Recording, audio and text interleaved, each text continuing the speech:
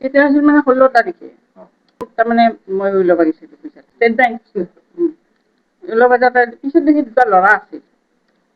মই আৰু ভাত পৰা নাই ল'ৰাকেইটা, মই নিজে ওলাব গৈছোঁ।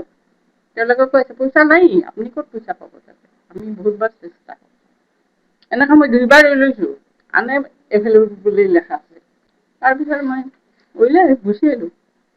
এটা ল'ৰাই মোৰ হেৰিখন ATM-খন উলিয়াই আনি মোৰ হাতত দিছে। মই আৰু কাম কৰা নাই, একে ATM মই লৈ গুচি আহিছোঁ। মই যোৱাৰ পাছত তেওঁলোকে ইটো ব্ৰাঞ্চত আহি উলিয়াইছে 40,000। নহয় 10 কৰি 40। এতিয়া 40,000 নিয়াৰ লগে লগে মোবাইলত দিছে মেছেজ দিছে। সেই মেছেজ আহোঁতে মই গম পালোঁ যে উলিয়াইছে। আনকি মোৰ লগত একজন পিলপিলিয়া লাৰু 56,000 টকা লৈ গৈছে। তেওঁ ৰেকৰ্ডখিনি উলিয়াই দিলাক, 4 যে উলিয়াইছিল, কোন টাইমত উলিয়াইছিল সেইখিনি কথা আৰু উলিয়াই দিলাক। ৰেকৰ্ডখিনি উলিয়াই দি মই থানাত আহিলোঁ। থানাত আহি এজাহাৰখন দিলোঁ। তাৰপিছত মই পিছদিনা আৰু ক্ৰাইম ব্ৰাঞ্চত দিছোঁ।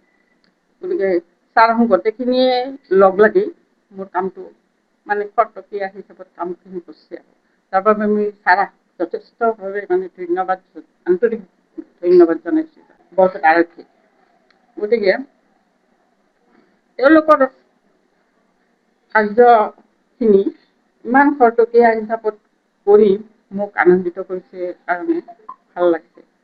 ছাৰহঁত যদি মোক সহায় নকৰিলে হয়, সেই পইচাখিনি মই নাপালোঁ হয়।